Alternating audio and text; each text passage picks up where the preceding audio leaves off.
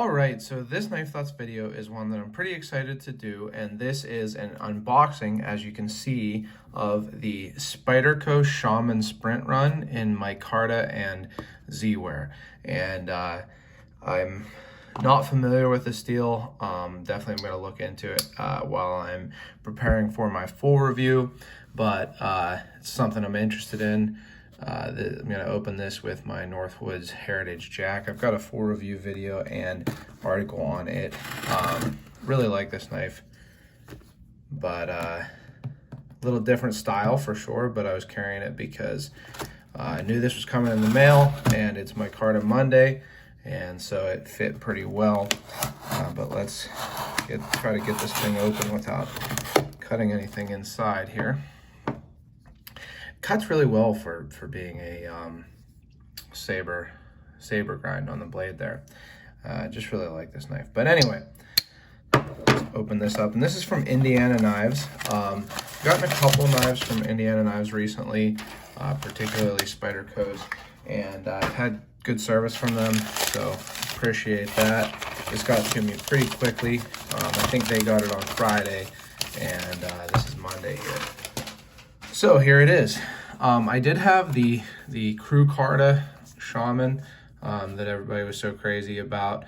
I really liked it actually, but it's just a little higher price than I typically am comfortable with for a knife. These are about $224, I believe, and I think that's what the Micarta, which was Crewwear and Micarta, was also. But let's take a look at it. So Indiana Knives actually sent, so here's a really nice, actually, wood burned keychain, and they actually sent an acrylic keychain last time. So those are pretty cool. I had this on my extra set of keys for a while, and it's a nice little touch for sure. And here, so it's Eric Ziliak. Can take a look at all that. But here is the knife, and right off the bat, the Micarta looks pretty good. It's like a light tan natural Micarta. Looks like it's well centered, and yeah, generally pretty nice on the outside there, as to be expected. I mean, it's, you know, a machine knife, so feels pretty smooth. I'm gonna get this out of the way so I have room to see how the action is. Let's take a look at the grinds.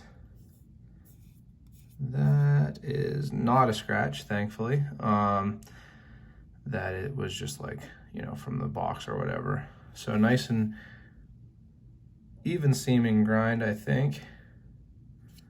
Yeah, pretty much. Let's look at the edge. Edge looks nice. Doesn't come 100% of the way down to the choil here, but that's all right.